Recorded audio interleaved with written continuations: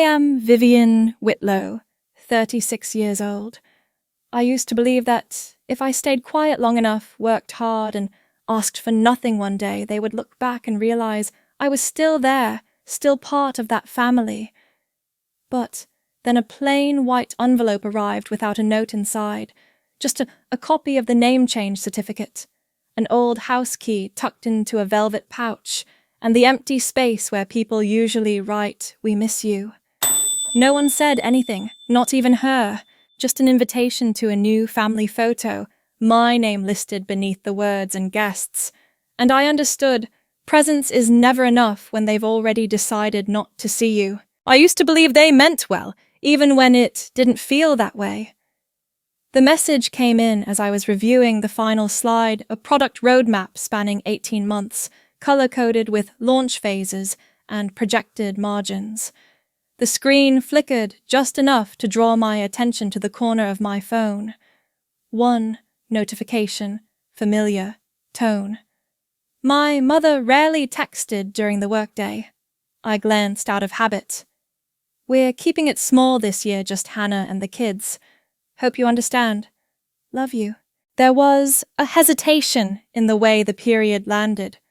Not abrupt, not cruel, just final. I reread the sentence again, then once more. Someone in the room was explaining a pivot in pricing strategy. Someone else chuckled at a joke I didn't hear. I shifted my hand off the table, slowly placing it in my lap, as if steadying something fragile. There were 6 words underneath the main message. "Maybe you should skip this one." I closed the screen. The meeting continued. I didn't speak again until someone asked if we could move the France presentation to Monday. I nodded. No one noticed I hadn't touched the pen beside me. The printed mock-up of the villa sat under the meeting packet, a 300-year-old stone house just outside Saint-Cyprien, with sun-washed shutters and a small vineyard trailing the edge of the slope. I had planned to announce it at Thanksgiving. I thought it would make sense. Then, the reason I'd been so quiet lately, the reason I'd turned down Hannah's request to co-sign on her refinancing form, the reason I wasn't joining the photo drive for the family Christmas card this year. The house was supposed to be the bridge. I imagined myself offering the photos gently, halfway through dinner, maybe after the turkey before dessert. I had rehearsed the phrase in my head more than once I bought a place. It's not just a vacation home. Something small enough not to sound proud, but large enough to be heard. My mother had once said folding napkins into precise triangles, Hannah just needs more support. You're fine on your own. I had nodded then. I always did. I unfolded the message again when I got back to my desk. Nothing had changed. No follow-up, no clarification. Just that quiet assumption. Hope you understand. That phrase always carried weight without volume. When I turned 18, I had bought my own bus ticket home from college during winter break. We assumed you'd figure it out, my father said when I called from a transfer station in Newark. When I got my first job offer, you never told us you were even applying, my mother said after I sent the email. And the year I brought someone home, someone I had loved quietly for almost a year. He seems fine. Not sure why you felt the need to bring him all the way here. The phone screen dimmed again. I didn't turn it back on. Instead, I looked at the edge of the villa printout. The paper had a slight curl at the corner from where I'd carried it in my bag for a week, debating if I should frame it. Or hide it. Or share it.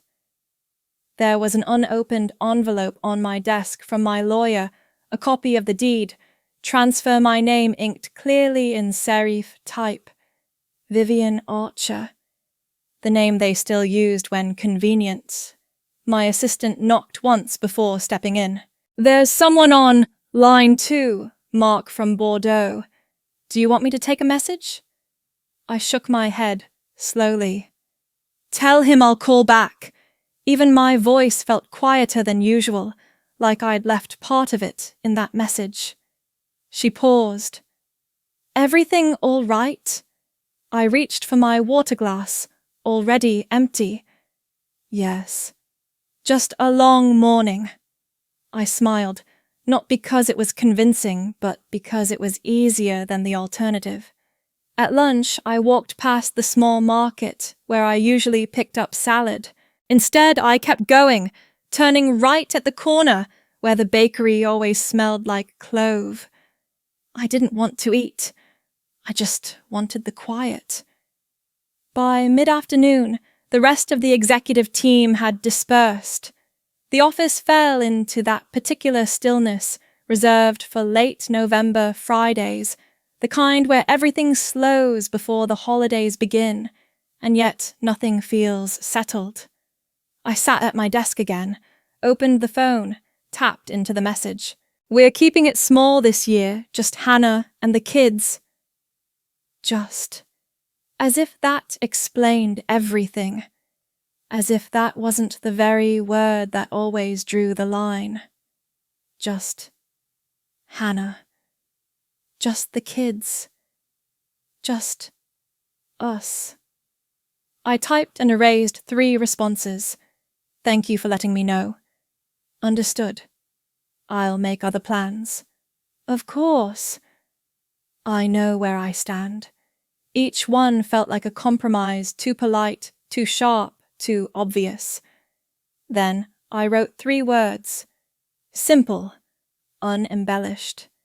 "Enjoy your peace." I didn't reread them. I didn't wait for the little delivered checkmark. I pressed send. The screen returned to neutral. My name reflected in the black glass for a moment. Faint and asymmetrical. I left the phone face to Thetborn. Not with force, not with detachment. Just stillness. Some endings don't feel like doors closing. They feel like air settling after you've stopped speaking. I used to think if I didn't cause discomfort, I'd be allowed to stay. At family dinners, I took the corner seat, never the head of the table, never the one near the window where the light hit best. I learned how to pass the bread without speaking, how to nod at the right time, how to ask questions that kept the attention away from me. The first time I brought someone home, my mother pointed at the folding table in the den. "Tom's parents already have their spots, dear. There's no room at the main table." She didn't look up when she said it. She was straightening the silverware. I remember the way the chair at that table wobbled slightly. He smiled and made a joke about being demoted, and I laughed because it was easier than correcting her. I folded my napkin across my lap, thinking next time I would ask earlier. Maybe then she'd remember we were coming. When I graduated, they left before the dean finished reading names. "Flights aren't as flexible these days," my father mentioned in the parking lot. "There's so much to do for Hannah's engagement party," my mother added. I watched them drive off while holding a bouquet from a professor I barely knew. The gown is still folded in my closet, pressed but unframed. I never ordered the diploma plaque. The envelope stayed in the drawer where I kept old receipts and expired insurance cards. I never liked clutter, but I kept that one. Last spring during Uncle Michael's birthday, the group photo was posted online before I'd even arrived. "You're probably too busy to make it," my cousin wrote under the caption. I stared at the image, longer than I meant to. My name wasn't tagged. My chair was empty, but no one mentioned it.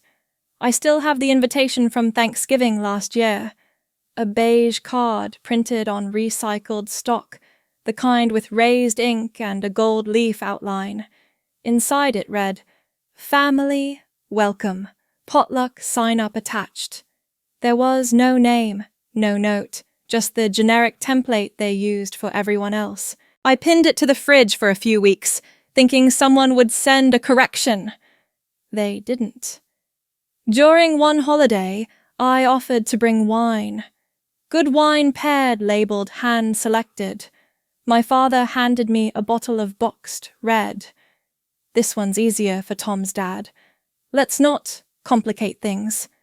I took the label off the wine I brought and left it on the counter next to the casserole dish. No one opened it. When I went to clean up, it was still there, unopened, warm.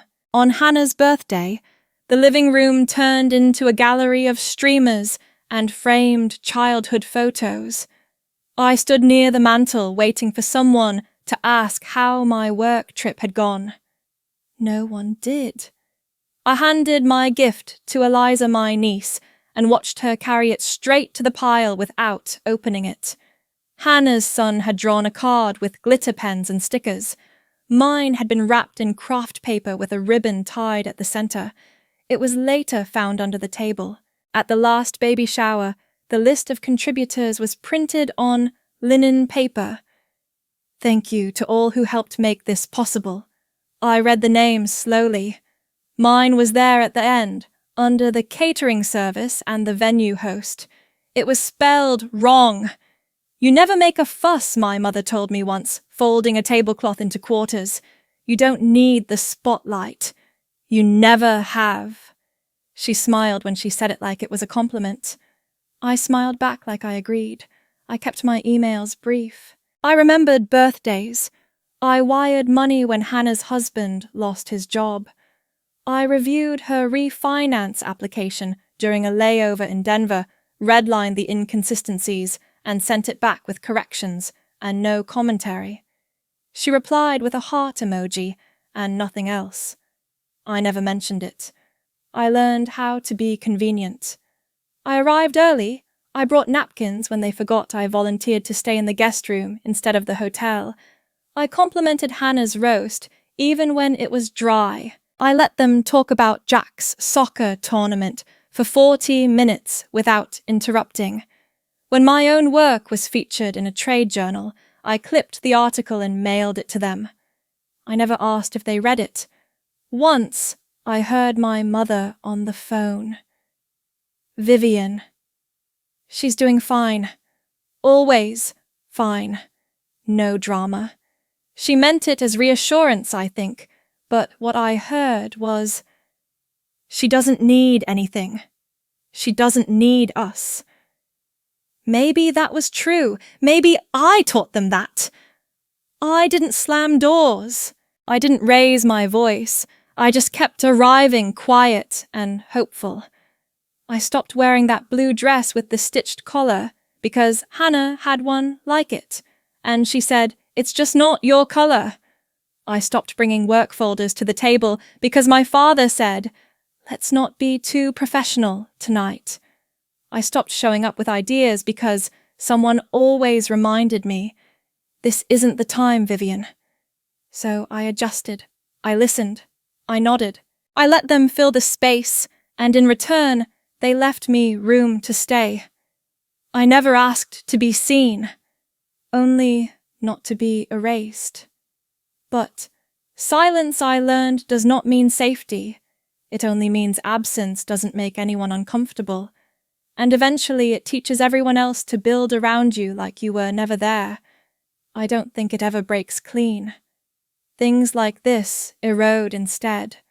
The photo came folded into a holiday card from Uncle Andrew, a glossy snapshot tucked behind a printed message about good health and looking forward to gatherings again. I unfolded it carefully. Everyone was standing in front of the fireplace in my parents' living room, arms looped, knees slightly bent from trying to smile too much. There was a garland strung behind them. I noticed the blue throw on the arm of the couch I had given it to my mother 2 Christmases ago, unwrapped in silence, thanked with a nod. I counted 13 people. 14 if I included the blurred outline of someone at the edge holding a wine glass. My aunt's elbow cut into the frame just enough to hint at more. There was no sign of me. I flipped the photo over. Blank. Not even a date. Once I brought a bottle of wine to Thanksgiving, chosen by a sommelier I knew from a vendor event. It had a small handwritten tag tied to the neck with pairing notes and a harvest year circled in blue. My mother thanked me, set it aside, and poured something from a cardboard box into 3 plastic tumblers. Tom's dad prefers this one. He doesn't like complicated things. The bottle I brought stayed corked through the weekend. It ended up back in my car trunk on Sunday, tilted against a bag of leftover stuffing.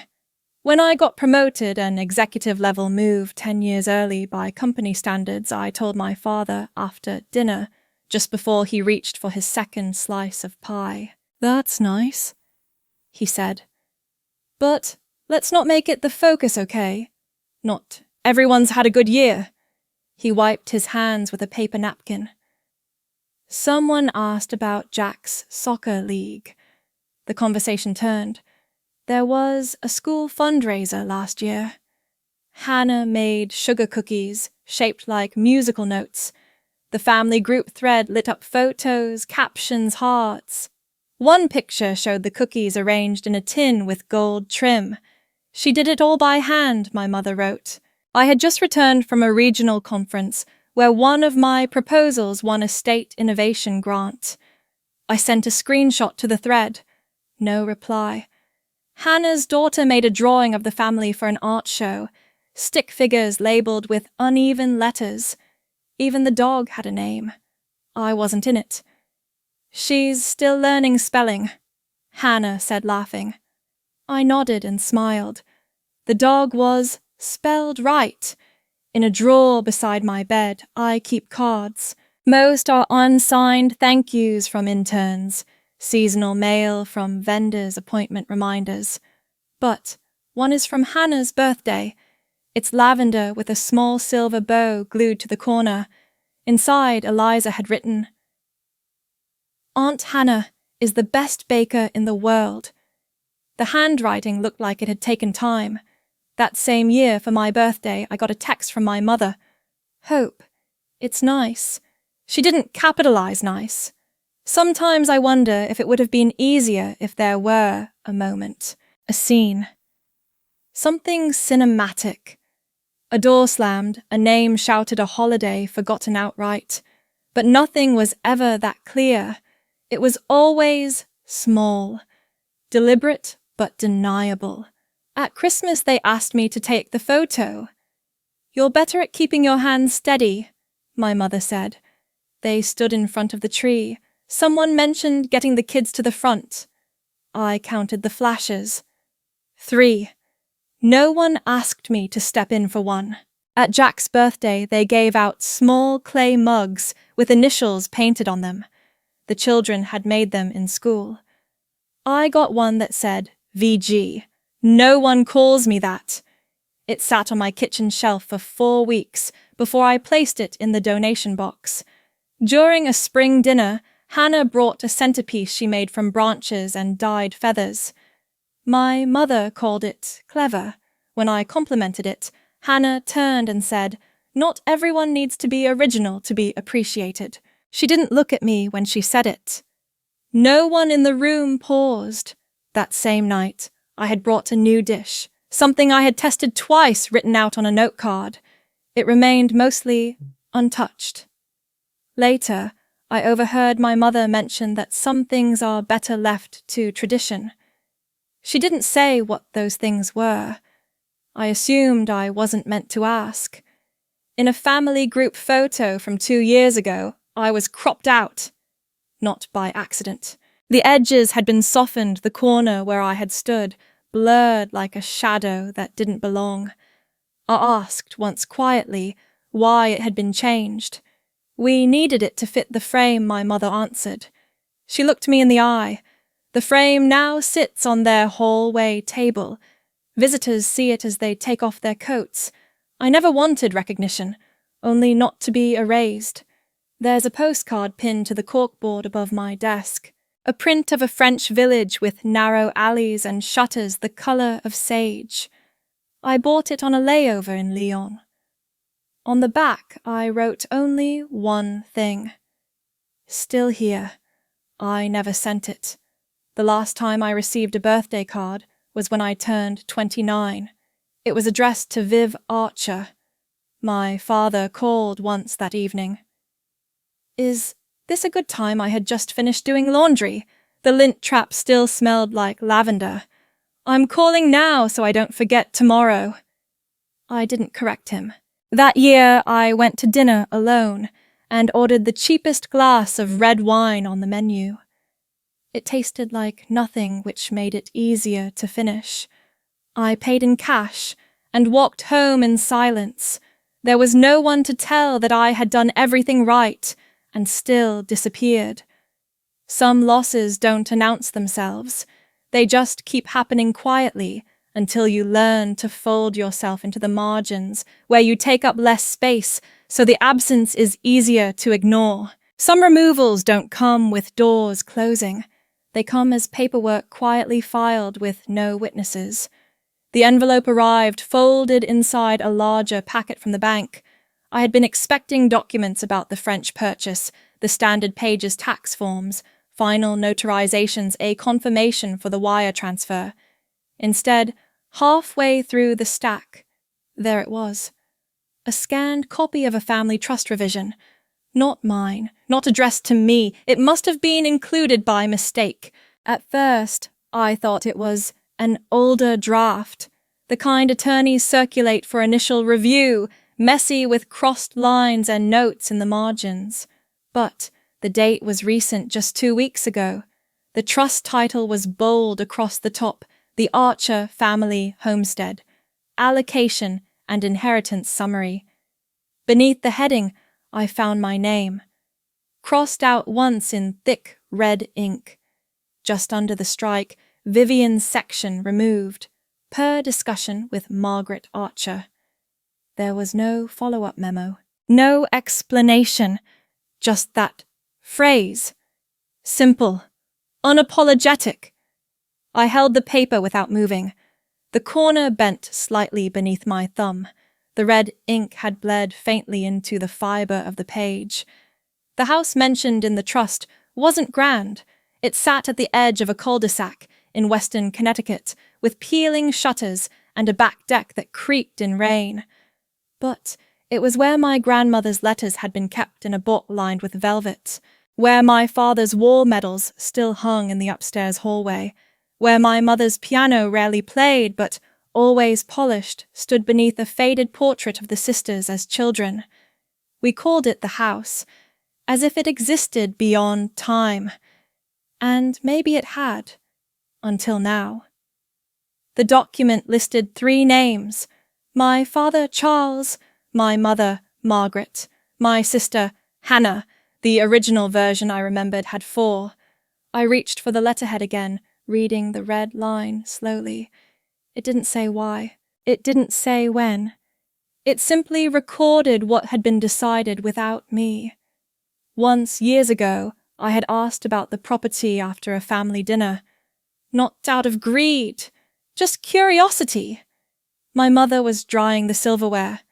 "We'll figure it out when the time comes," she said. Then quietly, "You're so independent. You don't need what Hannah needs." I didn't ask again. I looked at the document. I wasn't just omitted. I was struck out. There's a difference between being forgotten and being erased. One is passive, the other has intent. The kitchen clock ticked through 5 minutes I didn't account for. The rest of the mail sat unopened beside me, a utility bill, an alumni magazine, a grocery store coupon that expired next Tuesday. I turned the page and read the second clause, the section designated for emergency decision-making in the absence of both primary holders. It listed Hannah as successor. No alternates, no contingency. The words were typed in a quiet font. I stared at them long enough to memorize the spacing. Later that evening, I opened the family group thread out of habit. Hannah had posted a photo of the children painting leaves for a school project. "Jonah used too much glue again," she wrote with a laughing emoji. My mother replied within minutes, "He's clever, just like his mama." There were no messages from earlier about the trust, No announcements, no invitations to discuss, just a shift made off-screen, like a curtain pulled behind a stage I hadn't been told was closing. The next morning, I slid the document into a manila folder and placed it at the back of the filing cabinet. Not the shredder. Not the trash. I didn't need to destroy it. I just didn't want to see it. My phone buzzed around noon. A message from my father, just checking in. Hope you're doing well. Things have been busy on our end. He didn't mention the envelope. He didn't need to. I didn't respond. That evening, I ate toast for dinner. The bread had gone slightly stale at the edges. I didn't mind. I spread butter to the corners and sat at the small table by the window. The light faded without ceremony. The ceramic mug on the table had a hairline crack near the handle. One of the ones from the old house, the set my grandmother used when she visited.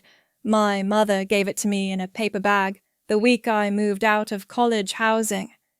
This one's chipped, she had said. No one else uses it. I touched the line on the mug and turned it slightly.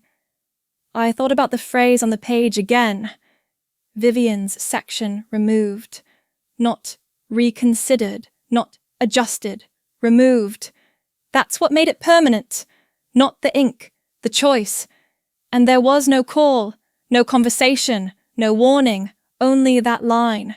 I kept the envelope on the table for 2 days, not to confront it, just to remember what something official looks like when it doesn't need your permission. Eventually, I folded the page along the seam. The red ink sat at the crease. I placed my hand on it flat. The paper warmed slightly beneath my palm. In my mother's voice, I could still hear it. You're so capable. You've never needed much. And now, without even saying it, you don't need a place at all. Some departures don't sound like doors closing. They sound like nothing at all. I opened the airline app and cancelled the flight without reading the refund policy.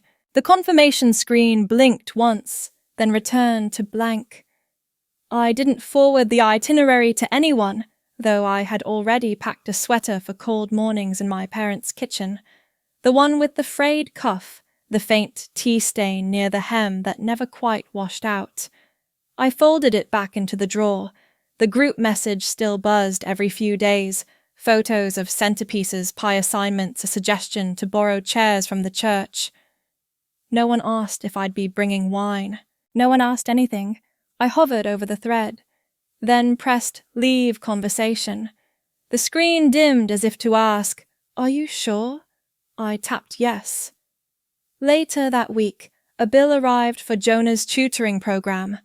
I had been covering the sessions quietly through auto-debit ever since Tom lost his second job. The bank notification showed the next payment was due Monday. I logged in and cancelled the draft. There was no confirmation email, no call from Hannah. I had expected a text, something brief. Did the card expire? Are you switching banks? But the silence held. There was a note on my fridge with the balance of their rent and emergency month I had covered last winter. I peeled the tape away and dropped it into the trash. The magnet clattered to the floor. No one asked about that, either. I opened the filing cabinet and pulled out the old family photo. The one from the lake house printed years ago on soft matte paper. I unfolded it carefully, found the edge where I stood half-turned, one hand resting on the railing. I folded along that crease, just once. The line ran clean through my face. The photo slipped easily into a plain envelope. I placed it in the same box that held the revised trust papers, the unused key to the house, a menu from the cafe my mother liked near the florist's shop. I sealed the lid with a single strip of tape. Nothing was labelled. I unplugged the landline that no one used except for family calls. The voicemail still played my full name, a detail my father once called a bit too formal for home. When I stopped replying to group emails about extended family plans, no one followed up. At work, I removed Hannah's name from the emergency contact form. The line that had read sister was now blank. I paused before submitting the cursor, blinking in quiet expectation.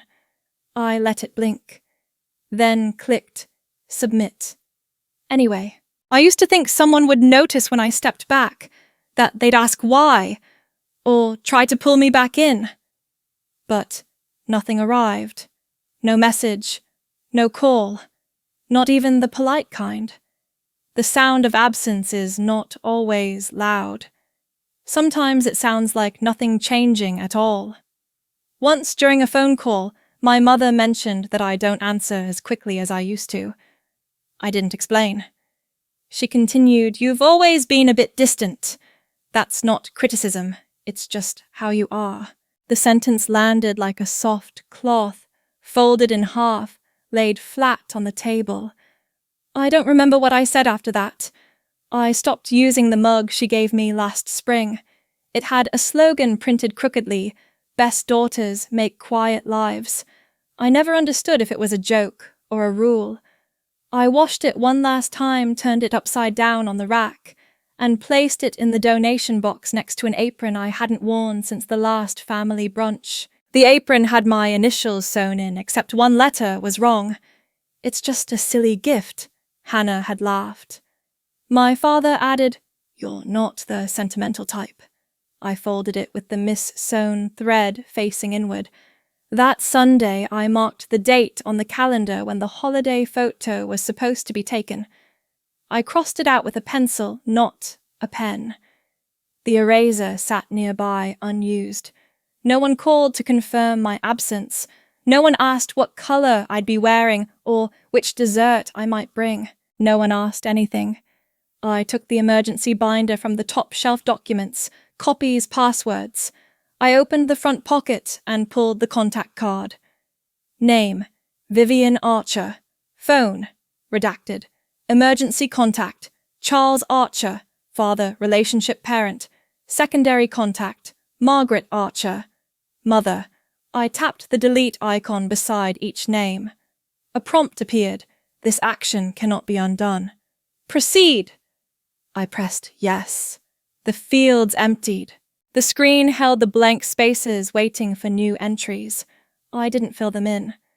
I closed the binder, tucked it away. There's a quiet that doesn't come from isolation. It comes from choosing not to be included in what no longer holds shape. The next morning I brewed coffee and drank it from a plain white cup. No quotes, no names, just porcelain, smooth and undecorated.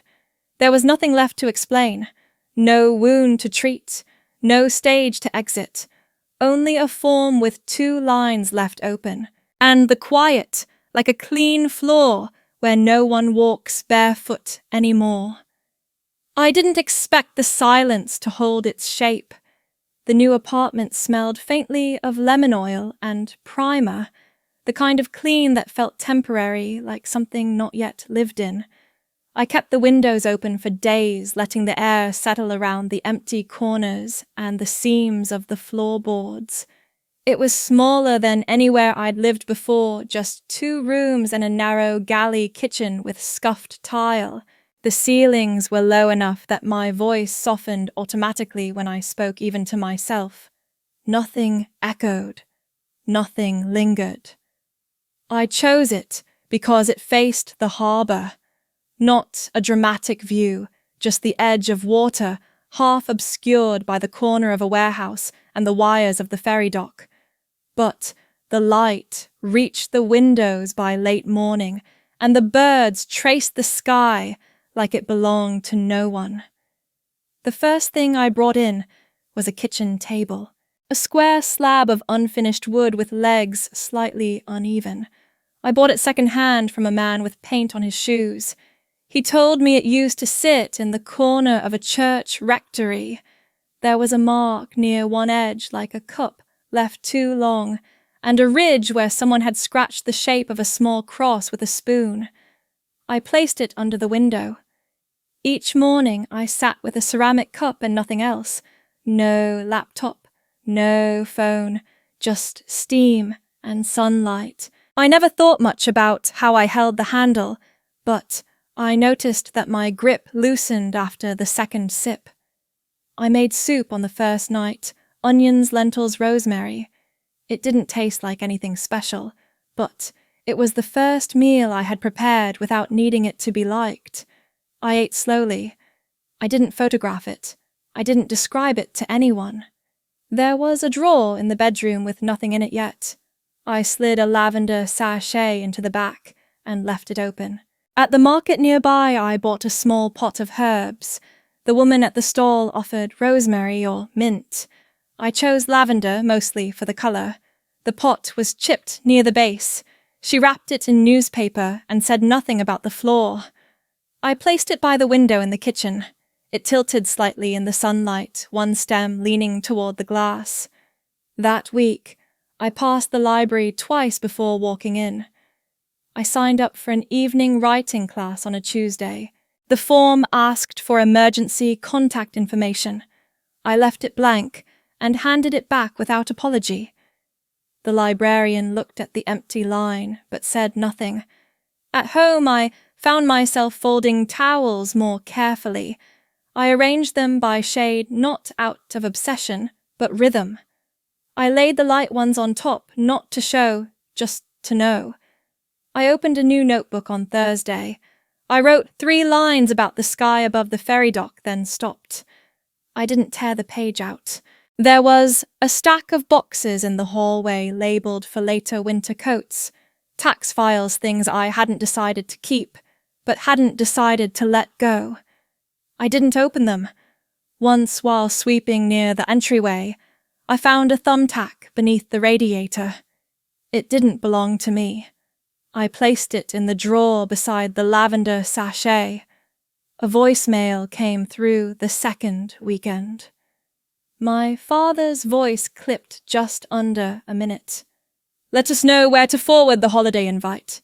There was no greeting, no question. Only that. I deleted it without listening twice. The rug in the main room had a frayed corner that curled up when the window was open. I kept stepping on it. One morning I pressed it flat with the base of the table. It didn't rise again. At the bookstore near the tram stop, I bought a copy of a cookbook I had once given my mother. Inside, someone had written notes in pencil, too much salt beside the lentil stew skip, the garlic above the roasted carrots. I read them like letters from someone who knew when to leave things out. I passed by the consignment shop on my walk back and nearly went in. There was a scarf in the window, the colour of dried sage. I didn't need it, so I stood for a moment and kept walking. One night I lit a candle and watched the wick flicker until it stilled. I didn't think about anyone seeing me do it. I didn't perform the quiet.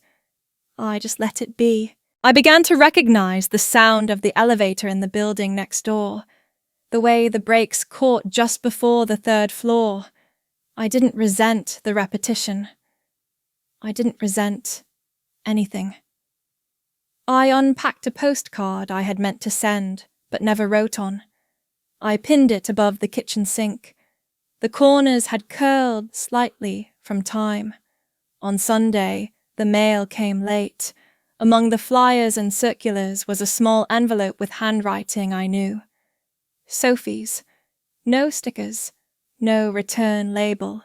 Inside a folded card and a single sentence in blue ink. We missed you. Come to France next time. You're the center of our table too. I placed the card beside the lavender pot. It leaned gently against the ceramic. I didn't reply. The room held still. Nothing grand had shifted, but the quiet no longer felt borrowed. It felt mine. They reached out when they noticed what I took with me. I've learned that silence isn't always invisible. Sometimes it echoes. The email arrived midday. No salutation, no warmth. Just a single line in the subject bar. Quick request. Then beneath it, can you forward your investor reports from last quarter? Hannah's grant application needs a few numbers. No greeting, no acknowledgement, no sentence to ask how I was or if I had settled in. No reference to the space I had left in their lives. Only a sudden need for doctor. I hovered my cursor over the attachment. The file path opened into the past, but I didn't follow it. I closed the message, reopened it, read the same sentence again with a kind of clinical detachment. I recognized the tone. Not unkind, just efficient. The voice of someone who forgot I had once kept their secrets in color-coded binders and built systems around their habits. I didn't respond. The next message came 2 days later. My mother's name appeared on the screen. Her messages always read like carefully written memos, with periods where pauses should be and no hint of her real voice. "We're organizing a big family photo next month. Everyone's expected. Let us know if you can make it." There was no mention of last year. No apology for Thanksgiving. No note about the seat I'd quietly abandoned. Just that word expected, as if I were still a part of something I no longer touched. I turned the envelope over. The RSVP card bore no return address, just a stylized oak tree, and my name printed beneath the phrase "and others." I checked the date. It overlapped with a local book fair I'd volunteered for, the kind of thing that didn't ask for loyalty, just presence. That felt like enough. On the kitchen table sat a chipped porcelain cup I had picked up at the vintage shop by the harbour. The handle had a small hairline crack, but it held together. I used it every morning. The rim was smooth from wear, the blue pattern fading like old memory. I set the envelope beside it and returned to my tea. Cold again. I warmed it without a rush. Later that afternoon, I passed by the drawer where I had placed old invitations. Birthdays I had attended without fanfare. Anniversaries I had helped plan and left quietly. I found the one from 3 years ago, Hannah's engagement party. My name was listed below her fiancé's distant cousins. I remember handing out programs at the door. No one had asked, but someone had to. In the cabinet was a tin of cocoa I once brought back from Switzerland. I'd sent a matching one to my mother. She never mentioned it. A year later, I found it in the basement, unopened beside a stack of plastic tablecloths and old wrapping paper. I used my tin that night, stirred it into warmed milk. No sugar, just the bitterness of dark chocolate and the memory of a gift that never mattered. At work, a junior partner asked if I'd ever considered writing a guide, something for new hires to learn from. I told her I'd think about it. She smiled in that way people do when they're already moving on to their next task. I didn't follow up, but the thought stayed with me. They never noticed what I brought until I stopped bringing it. For years I'd answered late-night calls about logistics, built spreadsheets for Tom's job hunt, reviewed real estate listings for Hannah, researched camps for the kids. I kept emergency phone numbers in a folder by the sink, memorized preferred vendors for holidays, kept quiet when decisions were made without me. Now their silence held an edge, not concern, just confusion over the missing pieces. I received no messages after I didn't respond, no follow-up, no question. The gaps remained unspoken, as if acknowledging them might give them weight. On Sunday, I stopped by the florist and bought myself one single hyacinth. I placed it on the sill beside the lavender. The scent lingered in the room longer than expected. It reminded me of the garden behind my grandmother's house, the one we stopped visiting when it became too inconvenient. I remembered a comment from my father years ago while we were waiting in line at a pharmacy. I'd just gotten promoted. He didn't congratulate me, instead. "It's good you're the type who doesn't need attention. Makes everything simpler." I'd laughed politely, but I had felt something close to absence in that moment. Not mine, his. the absence of acknowledgement. It settled into my skin like second nature. I placed the RSVP envelope into the file marked non-essential. I didn't shred it. I didn't toss it. Just filed it under a word that no longer applied to me. That night, I opened my old notes app. At the top was a list titled "To Bring for Thanksgiving." It had been updated every year. Tablecloth charger cables, extra folding chairs, Hannah's lactose-free dessert, gift cards for the raffle. I scrolled past the entries, then deleted the entire list without hesitation. The screen went blank. A text buzzed in from Tom, just a forwarded link to an article I'd written 2 years ago. No message. Just the link. I didn't open it. Instead, I sorted my bookshelf by topic. It had always been alphabetized by title. But something in me wanted categories now. Travel, language, archives, systems, boundaries. The last shelf held a box I hadn't labeled. Inside old photo prints from a cabin trip years ago. I was in 2 of them.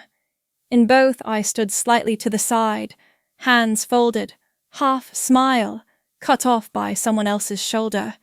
I didn't frame them. I returned them to the box and closed it. I thought of Hannah's voice once during a holiday when I brought a date for the first time. "Mom said you should sit at the side table. The big one's already full with Tom's family."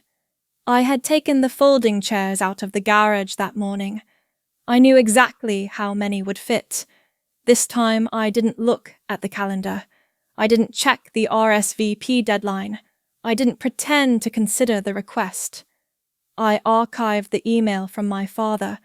I let the text from Tom go unread. I closed the drawer with the invitation inside. No reply. No refusal. No need to explain. Some disappearances are not about leaving. They're about letting something stay gone. And I've learned not everything that is missing needs to return. I still fold my laundry the same, but I'm not the same hands. The notebook is nearly full. The first pages hold careful lists and neat margins. The most recent ones are softer, no bullet points, just lines that flow into one another. I still write in black ink, but not to organize anything. Just to see what remains when no one is asking. Every morning, I brew 1 cup of coffee and sit beside the window where the light comes in unevenly. I don't scroll. I don't rush. I don't proofread what I write. I let it stay a little crooked. At the library, the teenagers call me Miss V, not ma'am, not doctor, not anything earned. Just that. They don't ask where I used to work or what I used to manage. They ask how to end a story without it sounding fake, how to write a character who disappears on purpose. I tell them to notice what a person leaves behind, not what they announce. One boy, maybe 15, folds his papers twice before handing them in. He never looks me in the eye when he speaks, but last week he lingered after class. He slid a folded square into my palm. Inside a paper bird and a message. "Thanks for seeing me." No one does that much. I folded it back and slipped it into my bag between 2 receipts.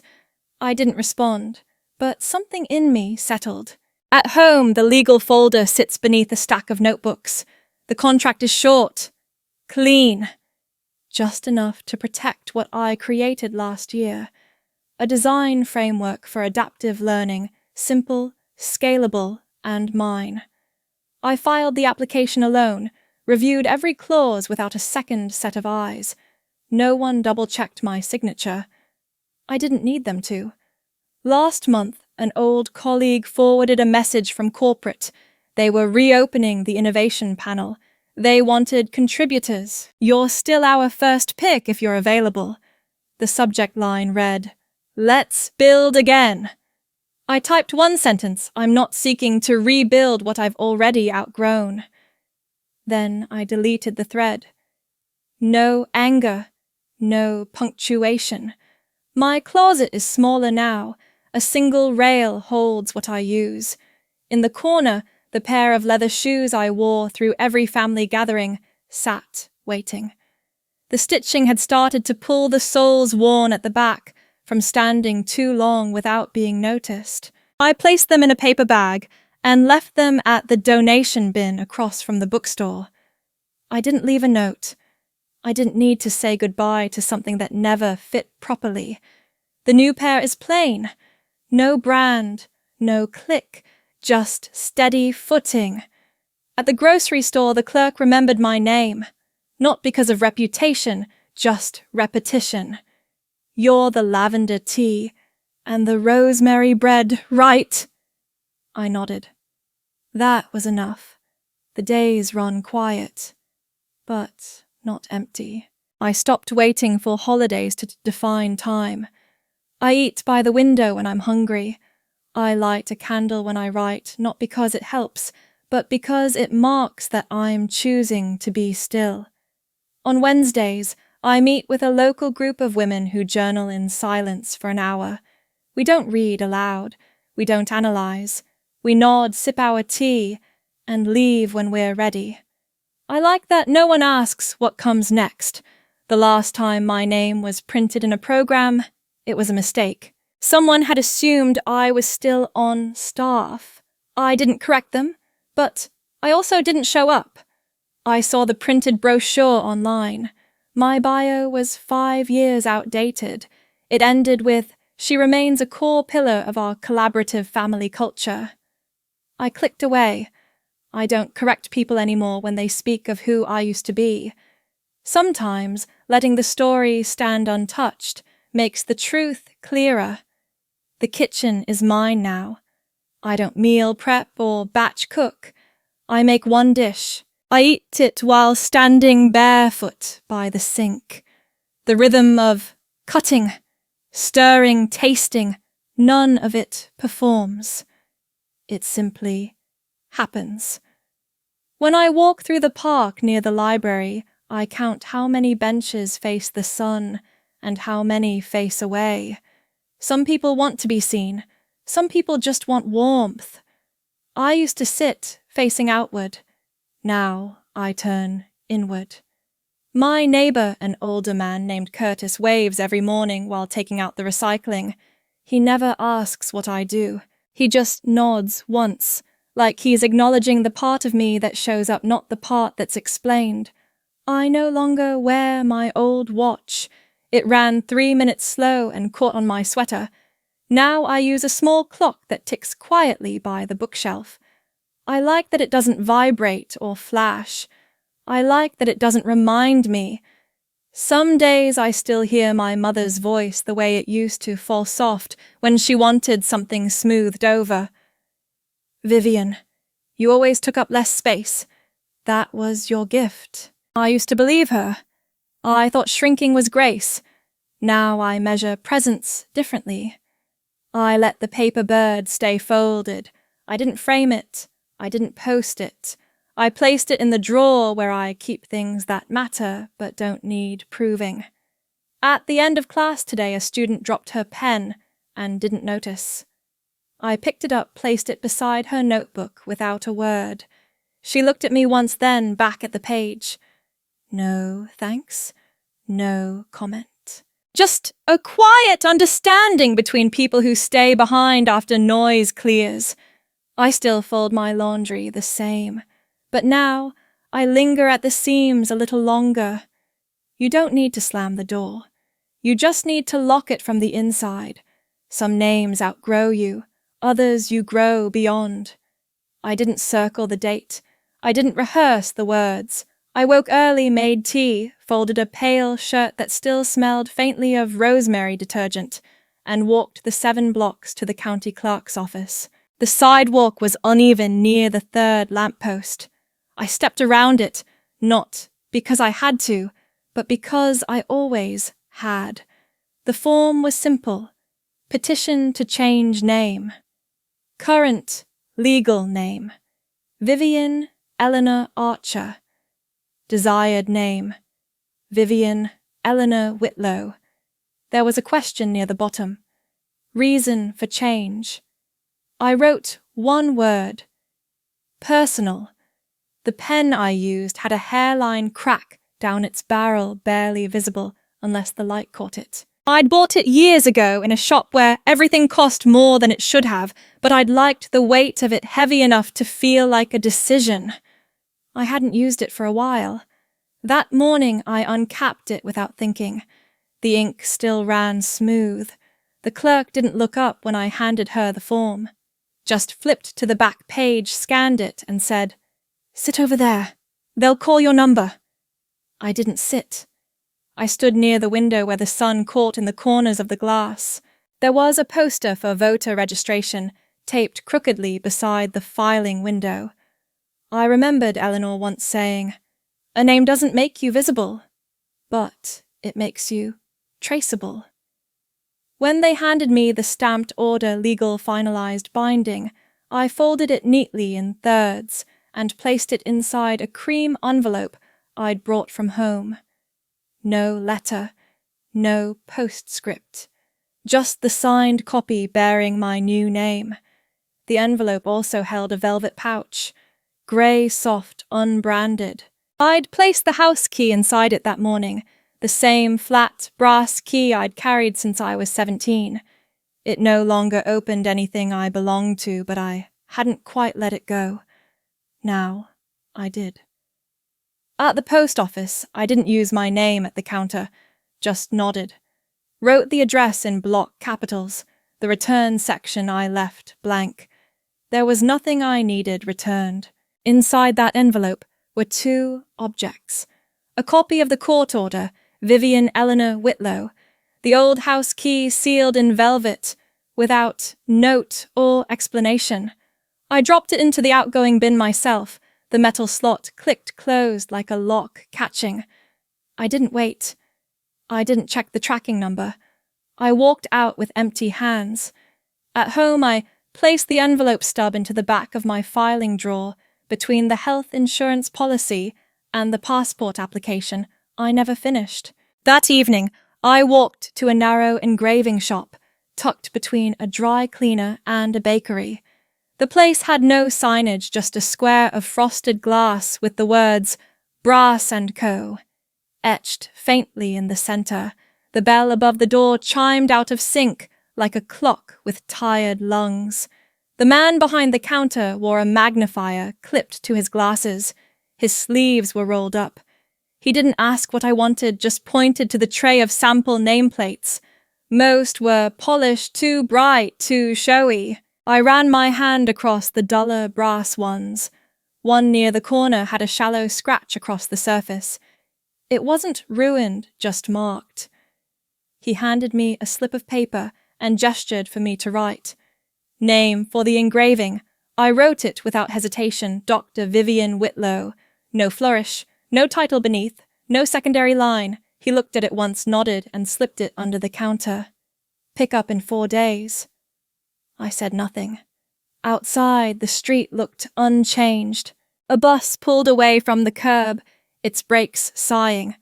A woman in a green coat held a coffee in both hands like a ritual. The world didn't tilt when my name changed. It simply kept moving. But I moved differently within it. I passed a bookstore I hadn't noticed before. The display had a single sign, nothing borrowed, everything reclaimed. The glass was slightly dusty, my reflection blurred into the pages behind it. At home, I opened the drawer that used to hold the brass key, empty now except for a paperclip and a fabric button. I closed it without replacing anything. The phone stayed silent. No missed calls, no text bubble blinking to life. If they received the envelope, they didn't respond. If they noticed the name, they didn't ask why. I didn't check the family group thread. I hadn't looked in months. It had gone quiet on my end when I left it. I had removed myself without announcement. They never added me back. Once that might have felt like punishment. Now it felt like alignment. I cleaned the counter with a dry cloth. The lavender near the window had bloomed slightly. The smell was faint, not perfumed, just clean. Later that night, I found the box where I kept small keepsakes. Inside, a pressed violet brittle now, but intact, sent years ago from Eleanor. And beside it, a folded photo, one of the last taken at the Archer house. I was in the edge of the frame, only half my face visible, the other cut off by someone's elbow. I didn't unfold it fully. I just closed the box again and placed it back on the shelf. Not hidden, not displayed, just there like any other object, no longer used, but no longer grieved. That night, I wrote my name out 5 times in a notebook. I rarely showed anyone, Dr. Vivian Whitlow.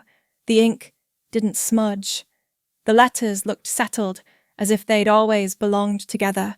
There was no fanfare, no announcement, but I slept with the window open, and when the wind moved through the screen, it didn't sound like an interruption. It sounded like the end of a sentence, finally written in full. The quiet is not empty. It's earned. The cup didn't rattle when I set it down. The ceramic was thick, imperfectly glazed, the kind that holds warmth a little longer than expected. I had bought it from a stall near the fishmonger where the woman selling them had no business cards, only a small piece of cardboard with the word handmade in blue ink. I didn't ask where she fired her clay. I just picked the one with a faint ripple along the rim, the floor I trusted. The tea wasn't new. I had been brewing the same blend all week, lavender and citrus, slightly bitter but clean. I poured it slowly without rush. There were no calls to take, no travel itineraries to confirm, no back and forth about family dates or who was expected where. The paper on the table held only a scribbled recipe from Sophie in blocky French sucre, brun, cannelle, beurre, salé. She had written, "Try this when the mornings get cold." It wasn't signed. It didn't need to be. I folded the corner of the towel hanging by the stove.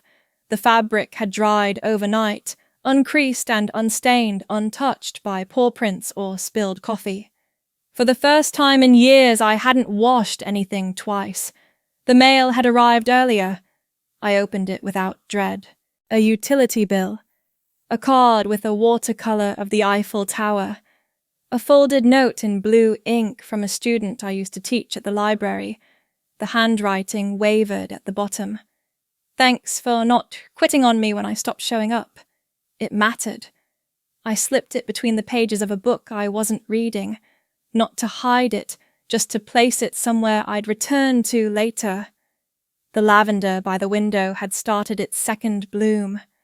Not full, not bright, but enough to give off scent if you leaned close. I hadn't moved the pot since I set it there months ago. Still, it knew how to stay rooted. On the far shelf I'd placed the framed certificate from the court, a formal rectangle of my name, etched in serif font, Vivian, Eleanor, Whitlow legal, name change confirmed. No one had come to see it. There had been no champagne, no shared glances, no group messages. I hadn't mentioned it to anyone except the notary. I didn't hang it in the center of the room. It sat near the bottom shelf, resting between an old cookbook and a dictionary I kept forgetting I owned. Still, it was there. It had weight. There was a box I kept under the bed. Not locked, not hidden. Just stored. Inside were the objects that no longer needed attention, but hadn't earned disposal.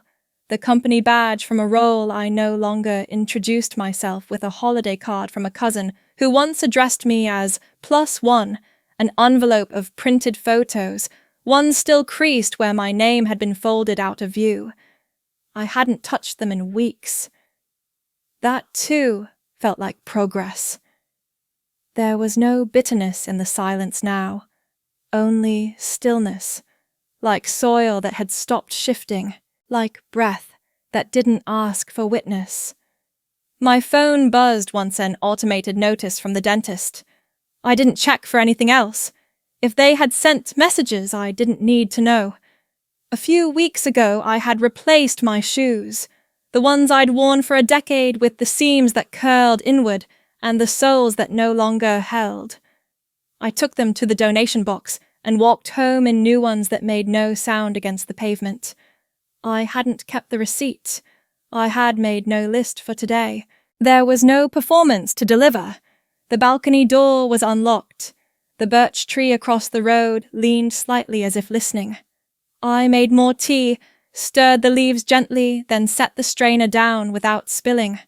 The table didn't wobble. The chair didn't creak. Beside the cup sat my journal, a worn leather cover pages nearly full corners, softened by mornings like this. I flipped to the last page, only one line left.